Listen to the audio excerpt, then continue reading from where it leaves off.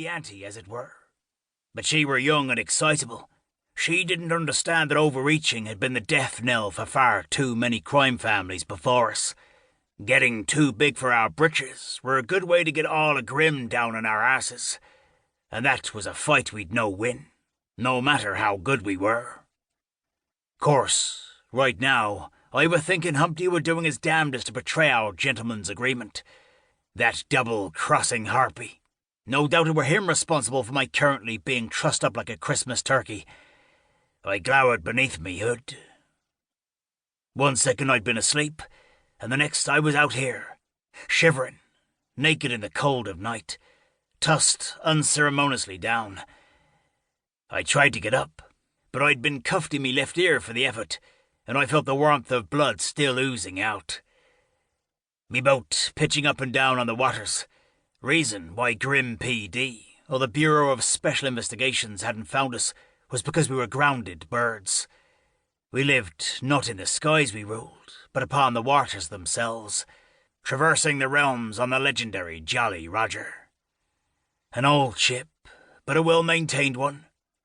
The previous owner had met a grim end, but he'd been a lawman of sorts once, and as such had been granted access between realms through the Jolly Roger. I snarled as I heard the shuffling of boots come up and over the ladder of the ship, landing on the warped wooden planking, before turning and walking off in the opposite direction.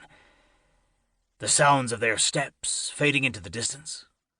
A foreboding shiver of black ice skated up me spine. I couldn't explain it, but I sensed deep down that this weren't simple mutiny I dealt with here. Humpty hadn't just betrayed me. He'd done far worse. I just knew it. A cold wind feathered along me naked body, and I felt the squeeze of me feathers itch to burst through me pores, so as I could fly far, far away. But whoever had grabbed me had placed a grounding cuff on me wrist, nullifying me body's natural ability to turn. Every time I tried, I felt a sharp thrill of fire zap through me blood. I ground down on my back teeth so hard I was sure my teeth would turn to dust. I wiggled, fighting to work off the restraint in the rope so I could finally get up. But whoever had bound me had done a hell of a job. I couldn't even move the damned rope an inch. Me skin felt raw at the wrists and wet. There was the stench of blood in the air. My blood. Panting, breathing heavy from my efforts, I tamped down on the panic that were trying its damnedest to take me under. I needed to remain calm, rational. There were always a way out of any mess. Hells, I were the one and only Black Angus that done broke out of the maximum security prison of Grimm, warded by multiple level 10 witches. If I could do that, then I could surely do this. I just had to think. I had to stop worrying and just think. I blew out a harsh breath, feeling myself getting slowly centered again. I strained to listen, wondering what had happened to me crew. There was too much silence. I had a gang of nearly 100. Surely someone should have found me up here by now. Me men were loyal, always had been, and I'd no go squawking a boot begging for help. If I did, that was the quickest way to be forced to walk the plank. No man respected a captain what couldn't hold his own. But the mere fact that none of them had even crossed paths with me here were worrisome. Where the hells was I?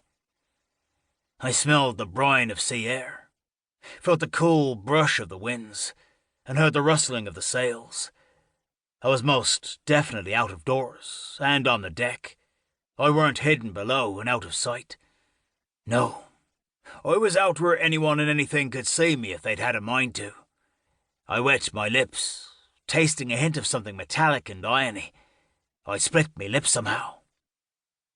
I glanced left and right, but saw nothing but darkness. Whatever they placed over me head didn't let in even a sliver of light. What the hells was this? Again I twisted me body, trying in vain to stretch apart the ropes they'd bound me with. But trying to undo those knots was like trying to tear through steel with me bare hands. There was magic at work here, the very darkest.